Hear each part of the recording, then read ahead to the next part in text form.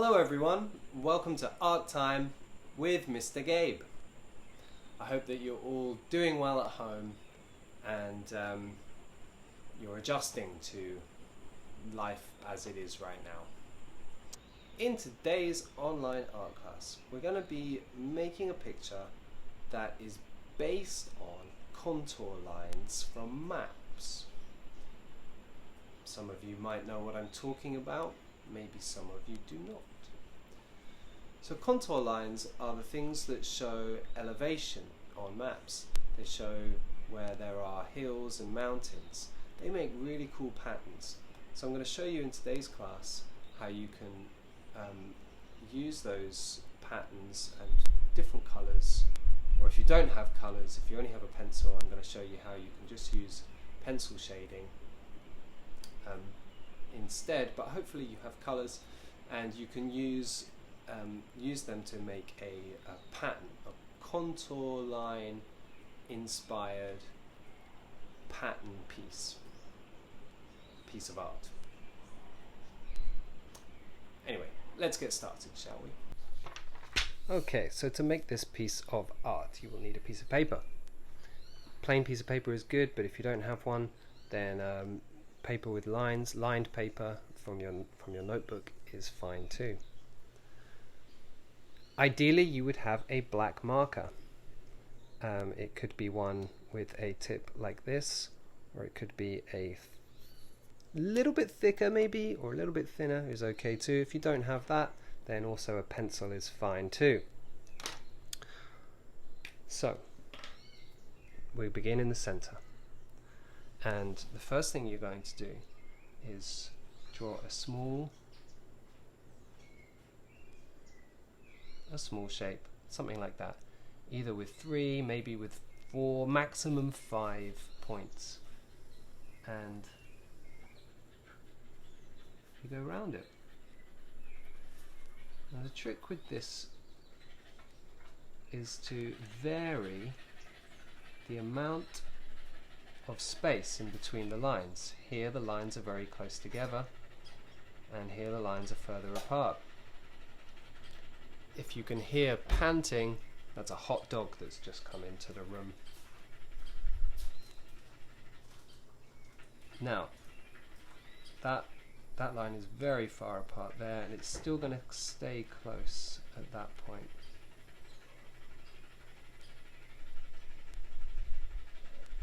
I'm going to carry that on, just staying really close so they're actually touching and making kind of like a black area here.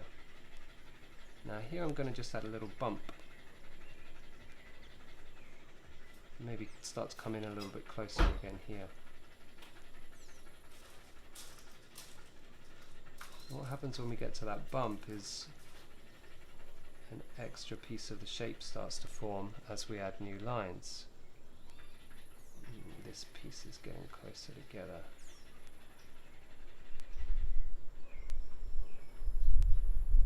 There's another big bump. Wow, look at that. There's no right or wrong way to do this, you see. You just kind of go with whatever you feel like. I'm going to come in tight there, but I'm starting to leave a bit more space this time.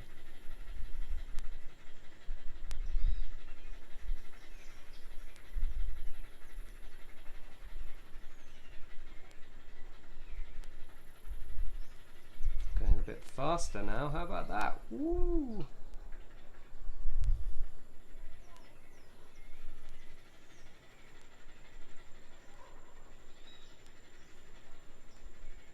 Maybe it's time we add another little extra bump.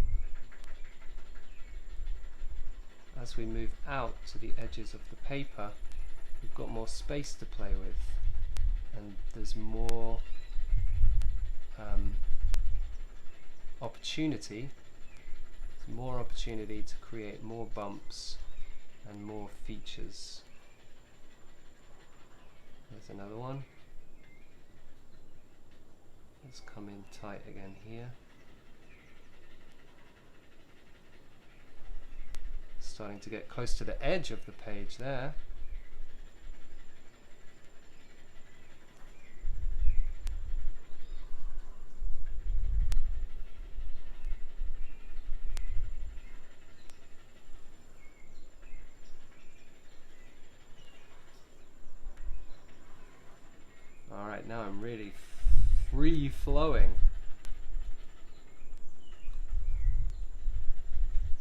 I'm at the edge, but I have to keep going and imagine where that line would reappear. Now it's important to come back in and tighten up these spaces, some of them, so that you don't keep spreading out everywhere, but you create some of these areas where the lines are closer together, even as you spread out and take up more space on the page.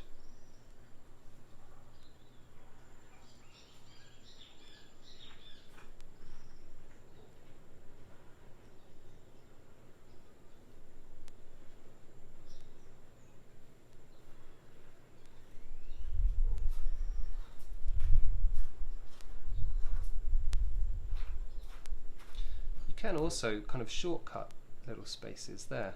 Rather than keep going in, you can just jump across when the shapes get closer together.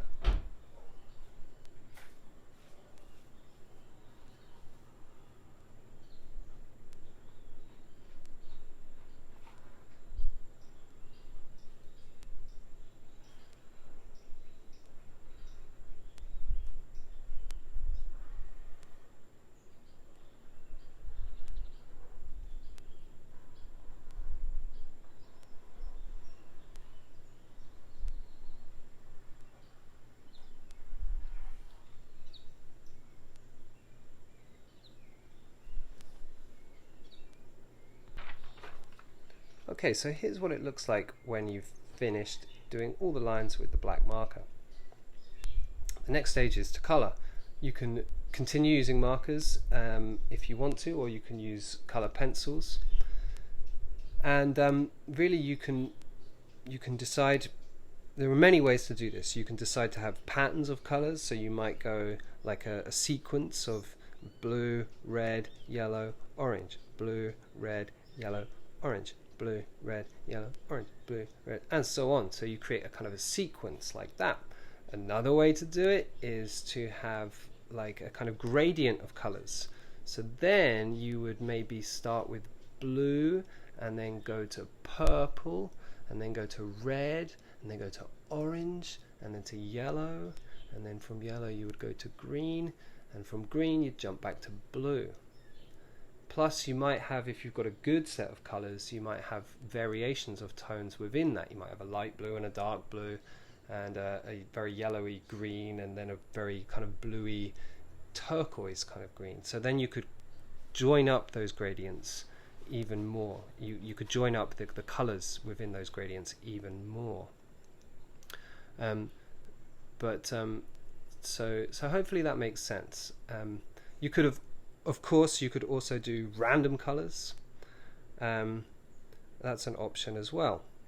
So I'm going to go with a color sequence, and I'm using these nice color pencils, and I always like it when the colored pencils or markers, they have the names of colors. They're often quite imaginative names, like Imperial Purple and Kingfisher Blue, Crimson Lake and Prussian Blue.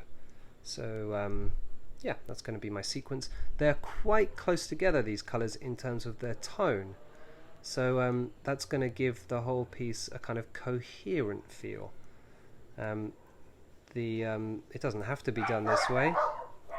Like I said, you could have random colors, or the idea of a color gradient. Okay, so let's get started.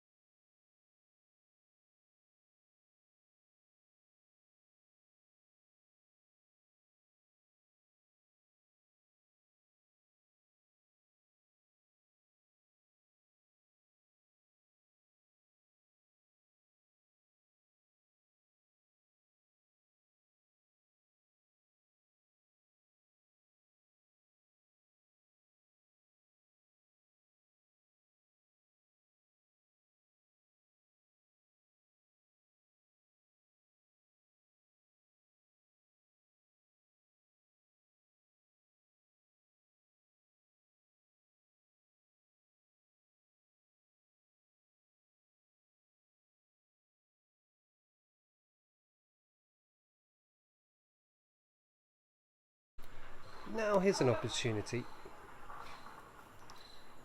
Now here's an opportunity to talk about what happens if something goes wrong. Can you see what's happened here? Where the mistake is? Seems like I've missed out a layer and I've doubled up with the same color here, and now the pattern's broken. How am I going to fix it? Well, I suppose there's a few different ways.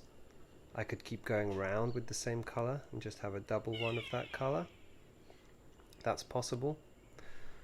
Another possibility is I get that black marker again and I add in an extra line just to block off this layer of blue, just like that.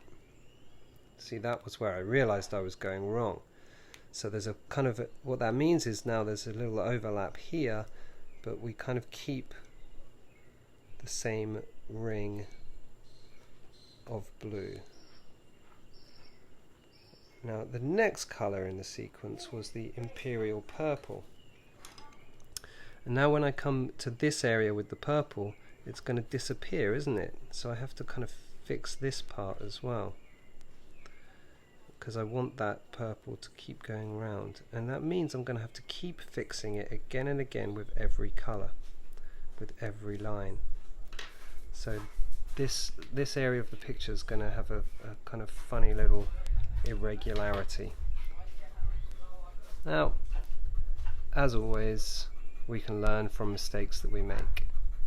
So it's good that that happened to me, so that I can help you if it happens to you too. If you don't have coloured markers or coloured pencils, you can also make a piece of art with just a pencil. Here's how it's done. Of course, this part of it starts off in the same way.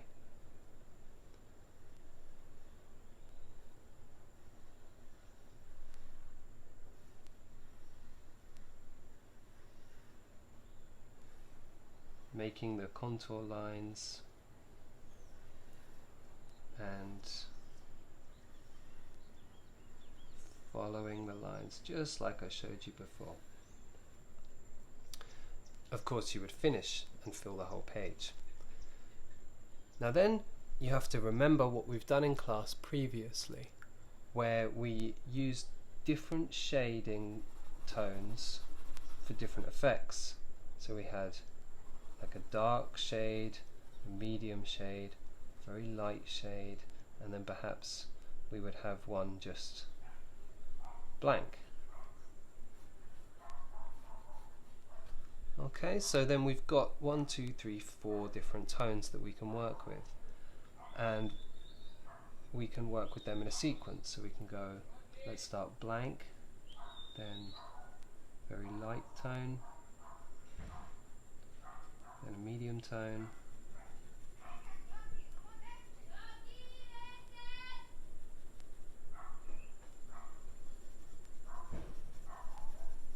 right, then after the medium tone, the very dark tone,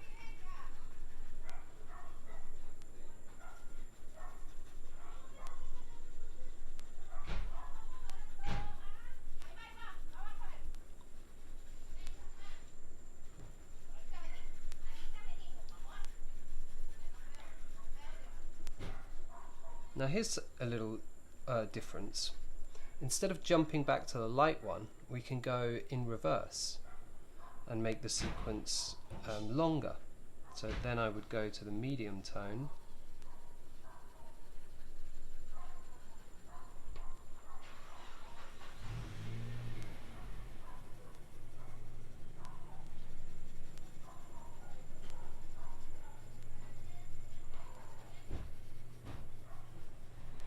and then the very light tone here.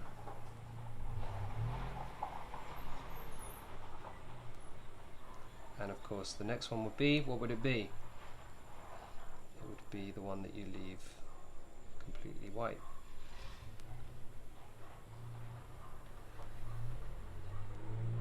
Okay? So, the whole thing can be done even without colours. Well, I hope you enjoyed drawing along with me in today's online art class. Don't forget to keep the pieces that you make and bring them to school when we start back again. I want to see the art that you make. I will see you again for another online art class next week.